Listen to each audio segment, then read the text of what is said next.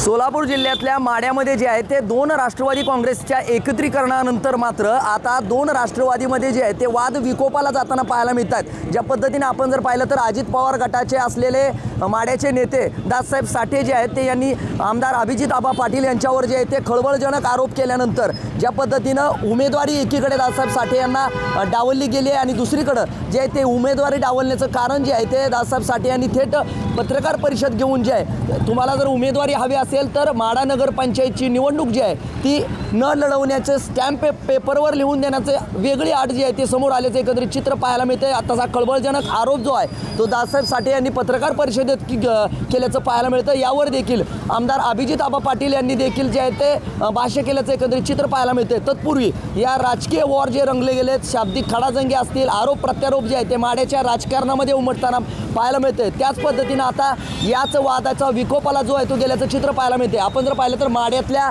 छत्रपती शिवाजी महाराज चौकामध्ये जे आहे ते हे एकंदरीत ही बॅनरबाजी जी आहे ती आमदार अभिजित पाटील यांच्या विरोधात जी आहे ती या ठिकाणी लागताना पाहायला मिळते। ज्या पद्धतीनं जाहीर निषेध जो आहे तो आमदार अभिजित पाटील यांचा जो आहे तो साठे गटाच्या वतीनं केल्याचं एकंदरीत चित्र पाहायला मिळते। तुम्हाला झुकवण्यासाठी रणनीती आखावी लागत असेल तर तुमचं सामर्थ्य भल्याभल्यांना पाणी पाजू शकतं, सापळा तिथेच रचला जातो जिथं योद्धा ताकदीबाहेरचा असतो। एकंदरीत असा जो बॅनर आहे अशा आशयाचा बॅनर आणि पाठीत खंजीर खुपसल्याचा बॅनर जो आहे तो चर्चेत येताना पाहायला मिळतोय। माड्यातले छत्रपती शिवाजी महाराज चौक असतील, झेंडे गल्ली परिसर असेल आणि शुक्रवार पेठ भागामध्ये हा एकंदरीत चित्र जो आहे तो आपल्याला या बॅनरचं पाहायला मिळतंय। आपण जर पाहिलं तर मानेगाव जिल्हा परिषद गटाच्या निवडणुकीच्या निमित्तानं राष्ट्रवादी काँग्रेसच्या दोन्ही गटामध्ये अस्वस्थता एकंदरीत वाद जो आहे तो विकोपाला गेला। या तिकीट वाटपावरून जे चिघळलेलं राजकारण आहे या पुढच्या काळात जर आपण पाहिलं असेल तर एकीकडे मानेगाव जिल्हा परिषद गटामध्ये भाजपाच्या वतीनं पृथ्वीराज सावंत आहेत आणि राष्ट्रवादी काँग्रेसकडून जे आहे ते दाससाहेब साठे यांना जे आहे ती उमेदवाराची मागणी करण्यात आली होती। मात्र अभिजित पाटील यांच्याकडून जो आहे तो उमेदवारी डावलली गेली आणि थेट जे आहे ते स्टॅम्प पेपरवर अट घातल्याचा प्रकार जो आहे तो एकंदरीत भाष्य केलं। आणि दुसरीकडं आमदार अभिजित पाटील यांनी जो आहे तो साठे दाससाहेब साठे यांना देखील टोला लगावला आहे, ज्यांचा विश्वासार्हताच साठेंची नसल्यामुळं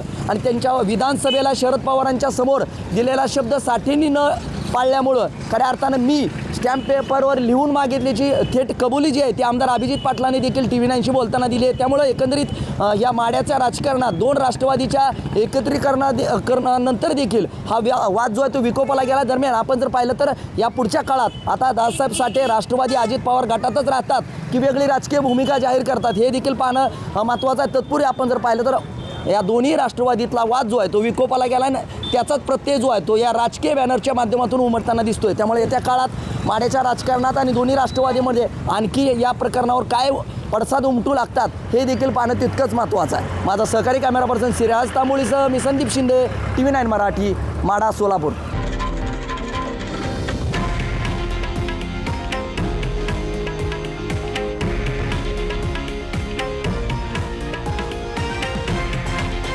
हे आहे देशातील नंबर 1 न्यूज नेटवर्क आणि आपण पाहत आहात TV 9 मराठी, एकमेव।